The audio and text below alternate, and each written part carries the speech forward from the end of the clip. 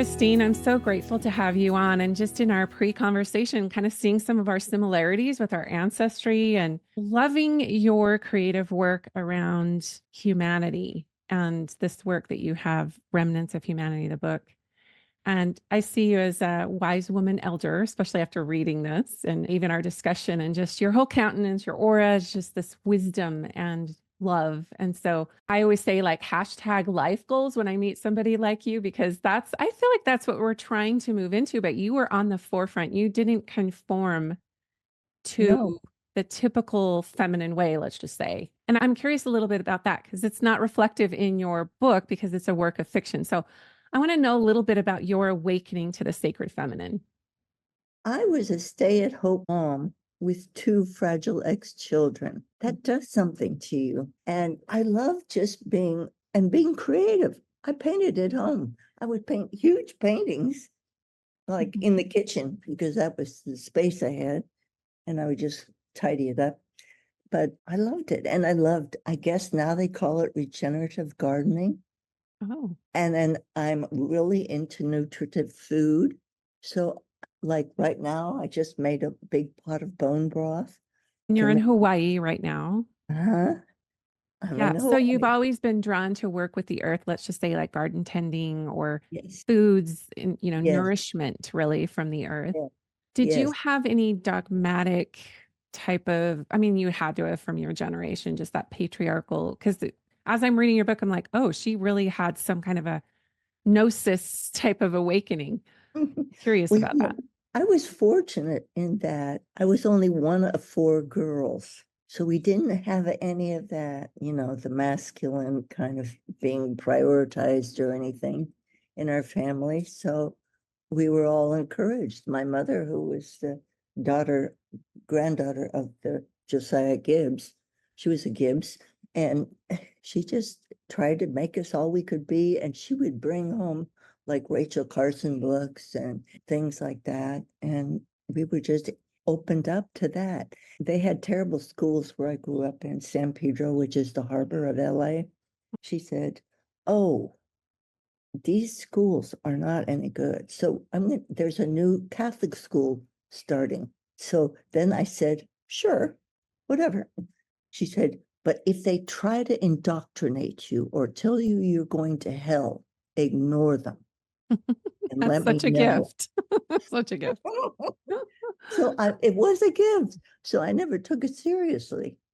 Mm, But I'm very much into the feminine. I mean, the source is feminine. And that's what I think God is. It emanates. We're all a piece of that. We yeah. all have God inside. Yeah. So did you come into a knowing of that, or is this just all part of your sort of upbringing and your own gnosis? Or did you have a crisis point where you were being challenged from society for these views? No, actually, I took LSD. Mm, nice. Scary. No, it wasn't. It was Yeah. so Well, I mean, I good. look at Ram Dass and I'm like, that's not like who he became and what emerged his soul shining through. Like he very much attributes to that journey. Mhm. Yeah, because all of a sudden you realize it's just connections, love, and the earth. And I remember my husband at the time and his sister, they just stayed in the house freaking out. And I just went, "I'm going outside." And it's like I was just fascinated with the energy of the earth. It's like the earth is alive. When they talk about Gaia, it's true. It's really true. Mm. Yeah. What was your concept of that in a felt in your body, like in your lived, sort of experience around like there's one thing to read about it or feel it, you know what I mean? Or like listen to somebody teach about it. But when you're in that connectivity and you see how there's this web that's connecting everything, you can't unsee that, right? No, So it stays. just is probably has just informed your whole journey of seeing that everything's connected. Yes, and I went to Occidental, which is a really sweet small college in LA.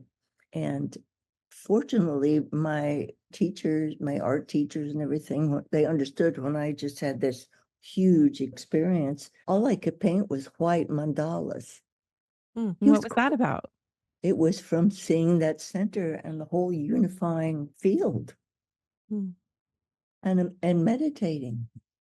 Mm. It's with Did you ever struggle with feeling separate? Like, was that ever a piece for you where you had this internal sort of melancholy or feeling alone, or before you had that vision open up to you? no, Wow. I was an introvert, but I was very athletic. So I was just out playing games and, I was Mm. really good at field hockey, basketball.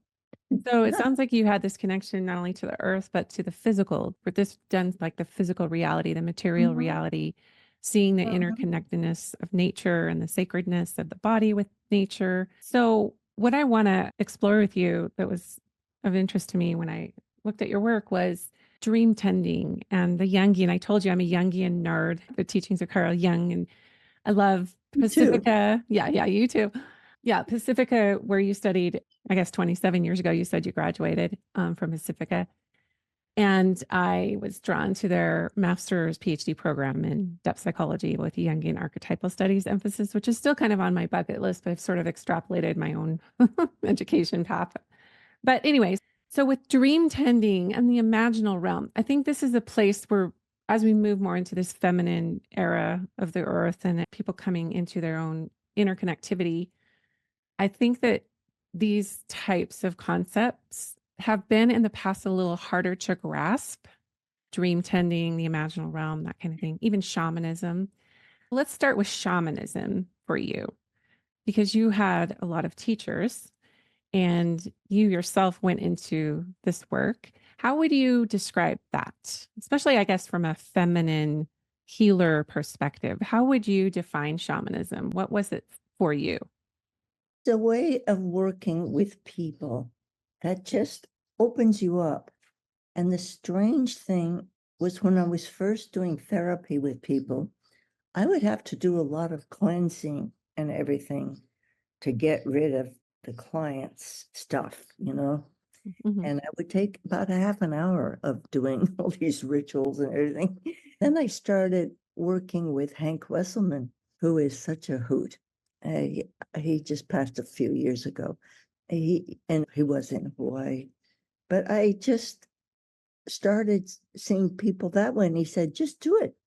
Just do it. And I would experience them and I would see things because I see things. Mhm. So when I'm like working with a client, instead of just talking, I would use my hands. I could pick up energies. I could see images and it just all unfolded. And you know what? And I'd always have to have a phone call with them first to make sure I could love them. If you can't love them, Mm. I couldn't work with them because I knew it wouldn't work. So I had to truly love them. So once I discovered that, after I see a shamanic client, I am like full of like this beautiful energy.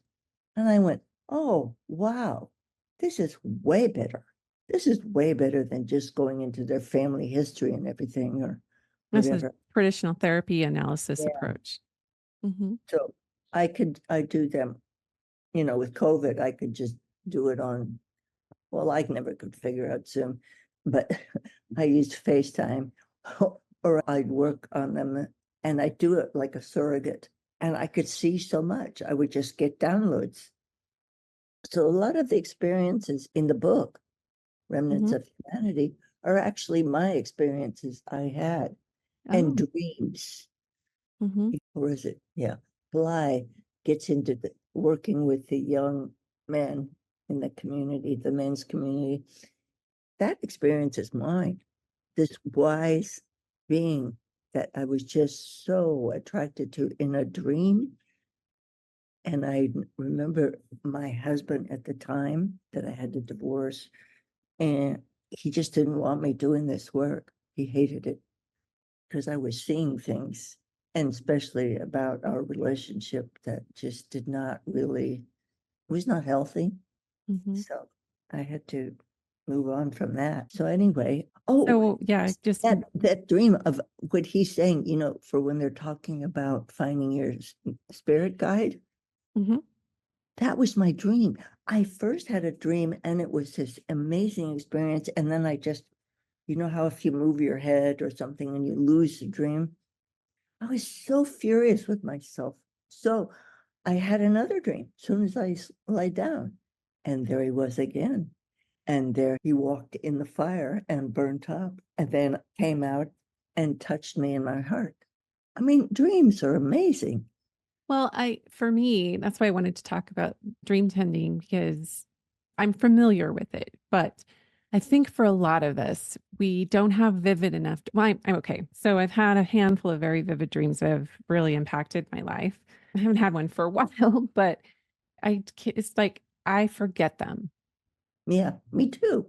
And so how do you facilitate, if you have, let's just say with dream tending, like what is the general practice of that? What do you encourage people to do so that Well, they you could be have to informed? have a pad of paper, or actually, I just put my dreams in my computer. It's in the bathroom right next to my Mhm. bedroom. And I just go in and you can put in, I dreamed that, da da da da da da da da da, and it's there. But you have to catch it like really quickly, or it Mhm. just disappears. It goes up and like smoke, poof, Yeah. disappears. Yeah. So I do that. You just have to do it immediately. And so Yeah. I'm Yeah. getting up in the middle of the night and writing my dream down, and then I can fall back to sleep. If I don't read it down, my mind is going, da, da, da, da, da, don't forget this, don't forget this, and I can't sleep. Mhm. That's dumb. So I Yeah, just can't. my thing is like I sleep all the way through the night, but it's just there've been a couple times in my life where I would wake up at like 2 o'clock in the morning Yeah, and I would be shown something. And if I had something by my bed to capture it, like a yeah, notebook or a journal, then I would do that. And then I would fall back to sleep and wake up again a few hours later and get more. yeah, It's almost like your psyche's going, okay, if she's paying attention, if yeah. she's gonna, she's actually gonna like capture this, then I'm gonna keep giving her more. And it was almost like kind of scary, if I'm being honest. Like I'm Huh, like, it's just like a need to know basis right now. I don't want to, but that one experience happened in 2008 and it became this teaching model that I do. It was a compass. And I've since developed it into this 16-point creation compass rose, but it was that in middle of the night, just because I was on a certain trajectory in my life where I was really deeply feeling into how to help people heal. And so that's one experience that I can think of. And then I've had a few others that were letting me know that I was on the right path. I don't know if it was ancestors coming through or if it was just, yeah. And I was going to ask you about this. So, how does your soul, because, we have our bodies, our physical, 3D bodies, and then we have our soul that's, I believe, trying to always like really yes, communicate to us. eternal. So, what happens when we're sleeping? What's going on with our soul when we are, let's just say, in deep sleep or dreaming? Well, I think it's beautiful. It's giving us like incredible lessons. And my teacher, Marion Woodman, who I is all love about her. Yeah, feminine. she's one of mine too. But you got to actually learn from her, right? In Oh, person. absolutely. Yeah. We did these like 8-day intensives in Harlow Dunes that Mm, were transformative. mm, You go down, down, down, down, down, and then up. And she says, and I agree with this, we will have about 5 dreams every night. And it's kind of like the structure of a play. You start with this is what's going to be happening. And mhm. then you have the development, and then you have the conflict, and then you go on to the lysis, she calls it, and then settling down into it. So that's the structure of dreams, are that. She was, Interesting. she could just cut right through. Yeah, I really appreciate that about her. I have all of her books, I think. And when I was at Pacifica taking a summer course, I was able to, there's the Marion Woodman Theater there now on campus and the labyrinth. She had a labyrinth that I walked and I put on the last intensive she did with her. We were the last group of her wow, trainees, but she fell down. So we had to, then she was just getting too kind and people were coming up and we had to be ruthless. No, she has just to to get go. her out the door. Yeah. Yeah. Mhm. She truly did embody to me just that very fierce, wise woman, elder archetype. And like you said, she just kind of cut to it. She just kind of told it like it was. But she also brought in a lot of deep symbolism and almost like parables, like you could extrapolate whatever teaching or wisdom that you wanted from what she was sharing. So it was just, Mhm. so I can't imagine learning from her personally and working with her in that way. It was incredible. So when you say intensives, what did you do? What were Okay, so they were basically, she would get us into a state where we start looking at our own material. Okay, so every morning we would do this morning ritual and this dance and everything that was so lovely. And it was just like, whoa. I mean, stunning. And then she would work dreams. So if you had a dream, and that one that I had put in the book with Bly in my, oh, that's interesting. Did you ever read her, look at that video of what she did with Robert Bly? No. Oh my God. The Maiden King is the book that kind of came out of Okay. it. Okay. So that we would do that. And then we'd always see what came out of it to create the lesson. A lot of shadow stuff. And then the whole week was about creating a shadow mask of what came up as what needs to be worked on. And we were just like, I mean, there were maybe up to 30 of us, 28 to 30, and amazing women in this group. Oh my God. So we would have our dreams, and then we would do body work on the floor, rolling around on the floor. And the thing is, you really are go into the deep unconscious. Because I remember once at the end of the week, there was reintroducing the masculine, because her husband was just a sweetheart, Ross. He was wonderful. He was a romantic literature professor at, Aw. at the university in London. He was just such a dear. And so we would then go through these exercises. We would dance. There was, one woman, Mary Hamilton, who would do the dancing, and then Ann Skinner, who is trained as a voice person for doing Shakespeare plays up in London, Ontario, where they lived.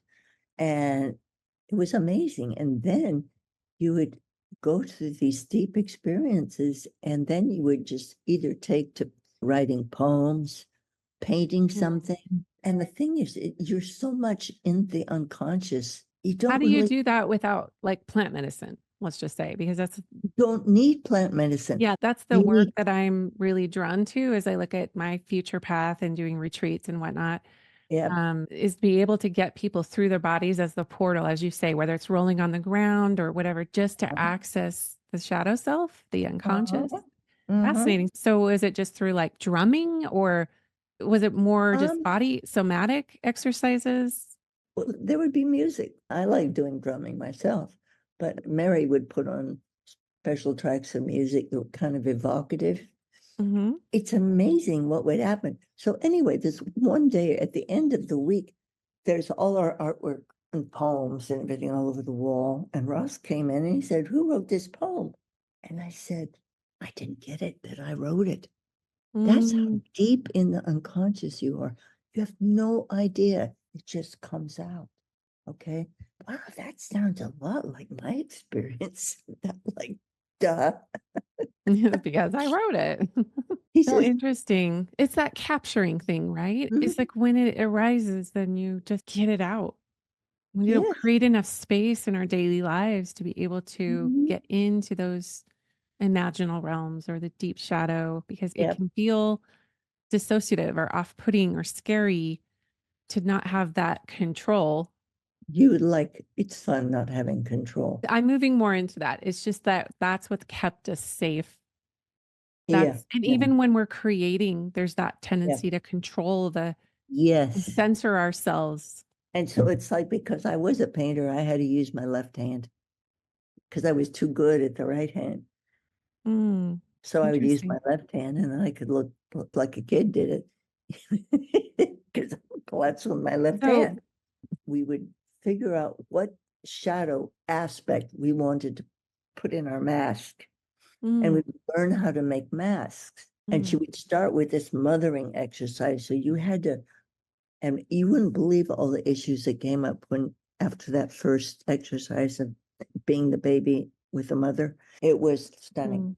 So anyway, you make a mask, and that's kind of like a 5-day process. Mm. As you go deeper and deeper and deeper Mm. and deeper, and you don't go anywhere. You just stay in this container.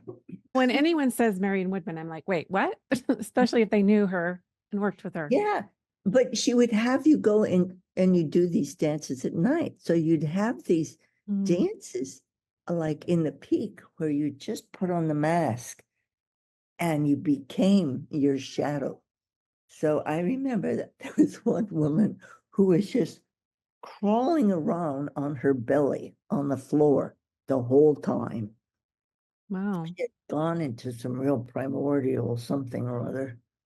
And you just go into this place and then you come through. And it's like it takes 3 days to kind of come out of it. That's why it takes 8 days. So they're Because still doing these then. some of the women that were in my group are doing some back on the East Coast. Mm. So it takes 3 days to kind of come back down to your real life. Yeah, and to be safe outside. Mm. I mean, unless we were at Pajaro Dunes, so it was like on the beach and it was in the middle of winter. So there's hardly anybody there. So we could go run around out there. That was cool. Mm. But we would have these experiences that were just so profound. And she also taught us this thing called the dance of three. And we would choose who is going to be the mover, who is going to be the container, and who's going to be the mirror. Mm. All pick apart, and then you move around and you get to play each of those roles. I remember the last time Marion put on one of her intensives and was with our team, there was a woman who was supposed to be mirroring this poor woman who's very delicate and introverted, and she was like too strong. I had to pull her away. Mm. Can't be more powerful than the mover. The mover is the one calling the Mm. shots on this, not the one that's supposed to be kind of, and you just subtly do the movements because she's the mover. She's the star in this case. This is who we want to see be revealed. Mm. Interesting. Yeah. I think we can be programmed to show up a certain way just to keep peace or for whatever reasons, to stay safe, whatever. And then you sort of hit this sort of apex moment in your life where you recognize you're playing roles that are not you. Yeah. And it's different for everyone, I think. Some people have this realization sooner than others. But at the same time, I love the value that retreats can bring when you're in a safe container. I mean, you can take like years of therapy into 1 week, or you can have such a profound, when there's a safe container with powerful space holders who are wise and grounded and they don't have ego and like they're Marion Woodman type people or whatever.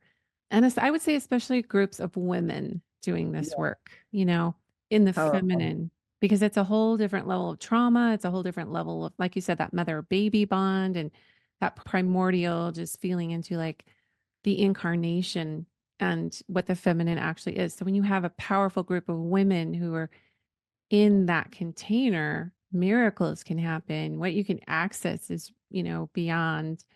I've done retreats for years, but I haven't really done any since COVID because that was about the same time I was having my own sacred feminine awakening. And I wanted to make sure when I came back into doing retreats that they would truly be transformative. So that's why I'm picking your brain on this, because I'm still in this realm of, I feel like being taught through talking to different people and going to my own different trains, like, well, I don't want to do it that way. And, oh, I like this part, but I don't like that part. And like really, really getting clear on what can actually bring these shadows up to where they're not terrifying, that they're actually they're teaching and they're informing and they're loving, really. Yeah. In fact, what used to terrify me as a child, I would have nightmares of, let's see, they were usually black panthers. And they would be coming up where I was outside in the backyard, and they would be coming up, and then there would be issues where like my mother had locked the door so I couldn't get in. Hmm. Yeah. So I had many of them. Guess who's my power animal now? A jaguar. A black jaguar. And it's amazing because he's so protective. He's amazing. And then so much of my book is about puma. Hmm. In my shamanic trainings, there was one shaman in Peru or somewhere who was saying he was, you know, had to walk from where they had met to town, but it was getting dark and he knew a puma was tracking him. He just was terrified. And then he realized he had to just lie down and offer his vulnerable neck. And the Mm. puma came up, licked him, and like blessed him, and then left. Wow.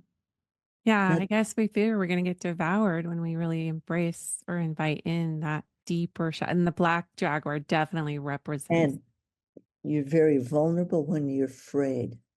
Mm, Now, like when you can read my book slowly, it would be really good because the puma is really important. mm, Puma is what initiates the girls, mm. What would you say that's about? not fearful, Hmm. just full of themselves and loving the puma. I loved some of the threads you had in your book around like the Akashic records, the anima Mm-hmm. mundi, some of these terms that people are starting Mm-hmm. to become more aware of. Just the gnosis piece of it that you brought Yeah, in, because I've studied the Gnostic texts in depth the last yeah, 5 years. And I love it's more the feminine teaching of what Christianity had, right? But it's the more wisdom, esoteric feel yeah. into the mystical I piece. I think it is connecting into source that Hmm. created the universe. Hmm. Right. That's everything. It's everything. And then the earth, Pachamama, and you hear a lot about that. It's more like the South American, I guess, That's term. because the story was taking place down in Mm. Chile. Right, right. So they're into Yeah, Pachamama. just absolutely like I guess what I appreciated about it was the weaving in of, in a very artistic, creative way. It wasn't confrontational. It just felt like, oh, yes, this was lost, you Mhm. know, and the earth, Pachamama, the animals, the lower kingdoms, the lower realms of plants, animals, whatever, are bringing us into that. We've been taught to subdue that, and it's for us Yeah, and ours for the taking. And no, actually, that subjugation of the feminine is what is happening on the planet, has yeah, been happening on the planet. And of yes, course, women's bodies, we feel that more deeply because not only has that happened, the pillaging of the earth happened to the earth, the mother, but it's also has happened to women's bodies and the yeah. colonization of souls through dogma. So if you could just bring in, like, now that I don't know when this book came out. Last year, last March. Okay, so what has the reception been around? I would say it's a safer space to bring a book like this out into the world now than it would have been even 5, 10 years ago. Oh, yeah. Are people understanding it?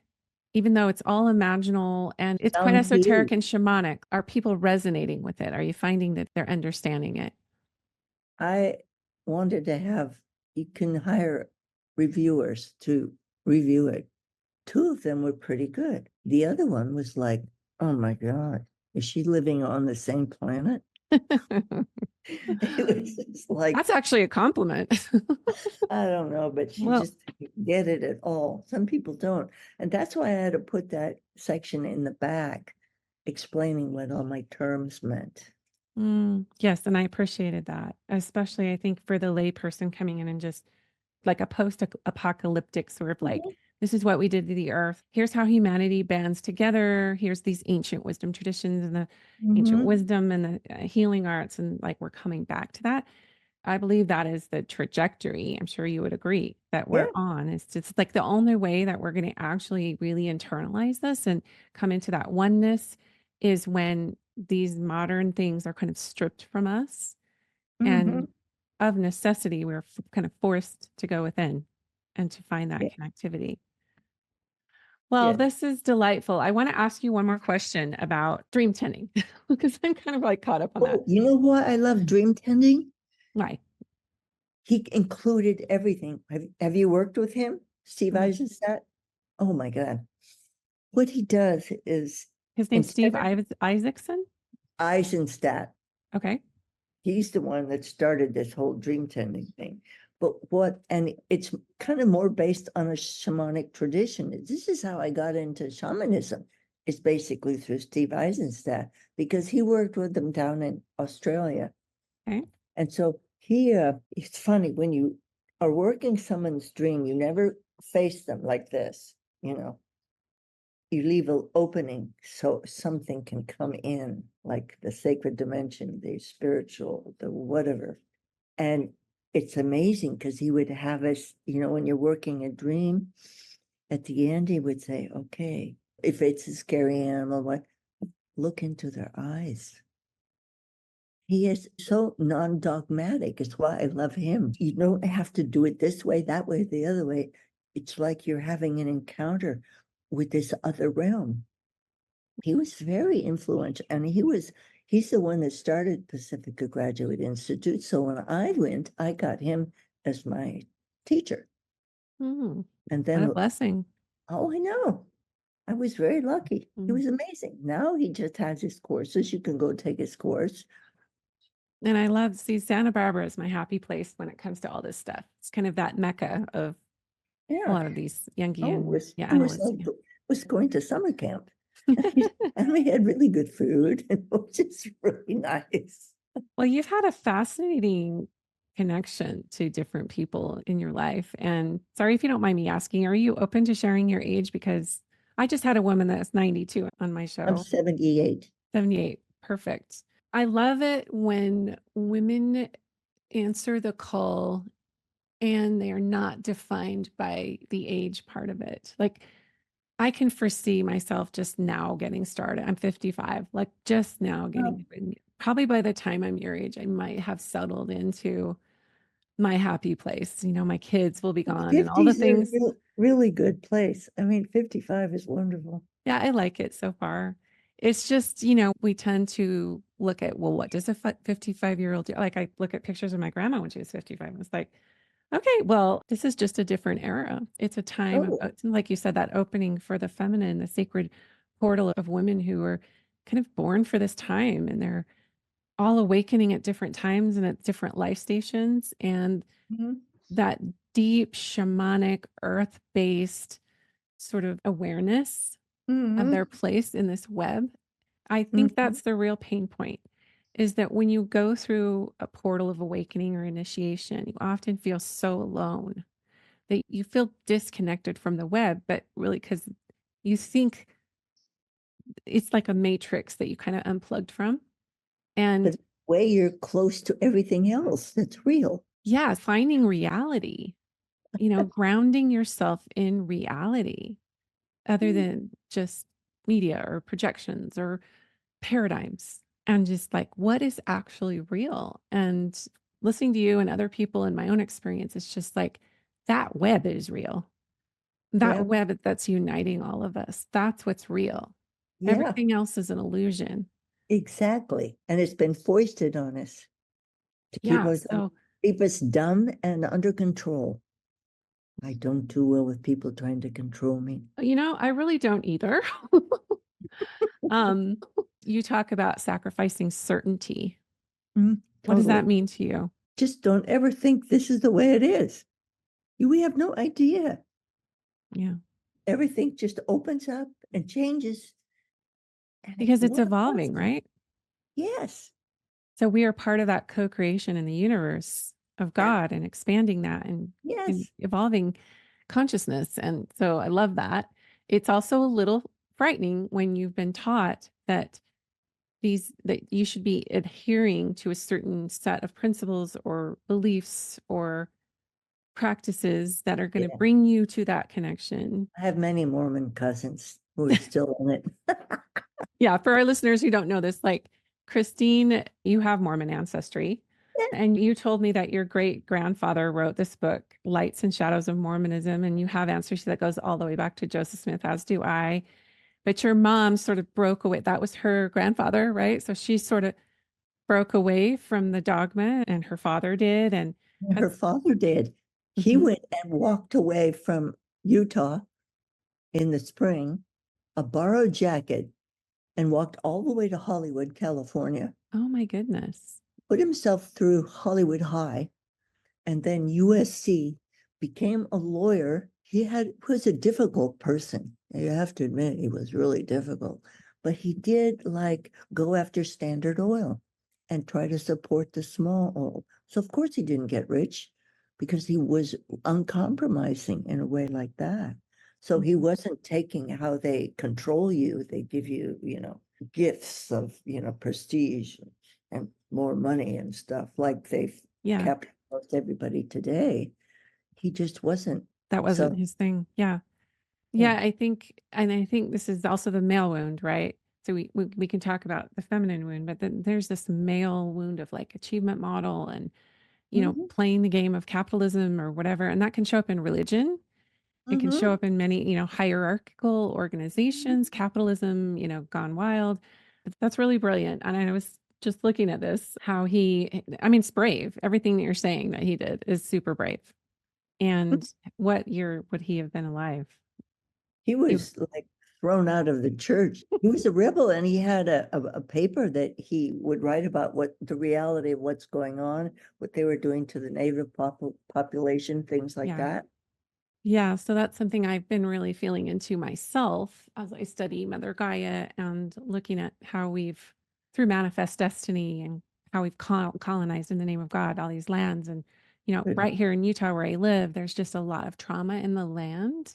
Yes. And not just because of the indigenous people that were sort of decimated and wiped out that were already here when the Mormon pioneers and Brigham Young settled this valley, not only that, but just the land itself. He's healing. It is, Seth Angerman does incredible ceremonies. You could research her books. yeah.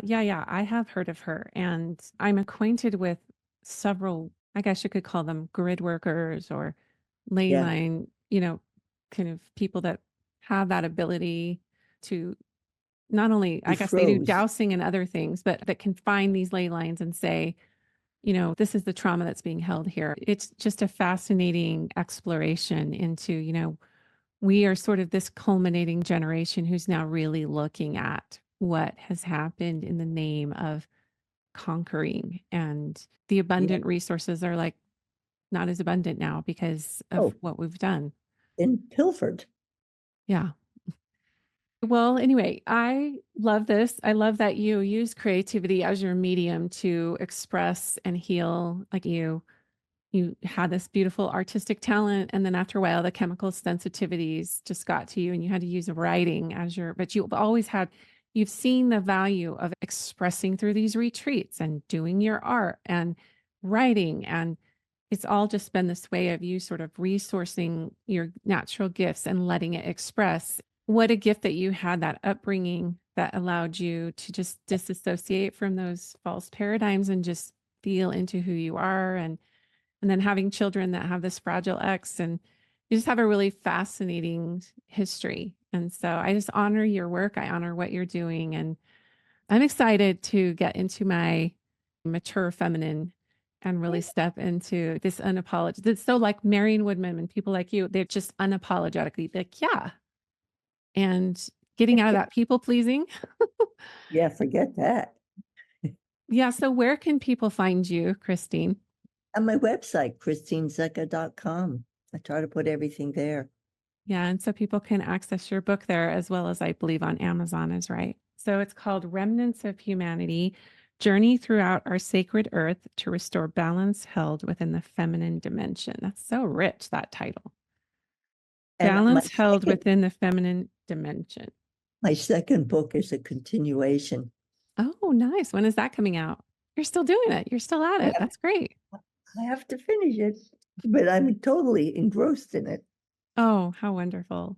Thank you for your time, Christine. This was lovely. Yes. And good luck with all your endeavors. Thank you.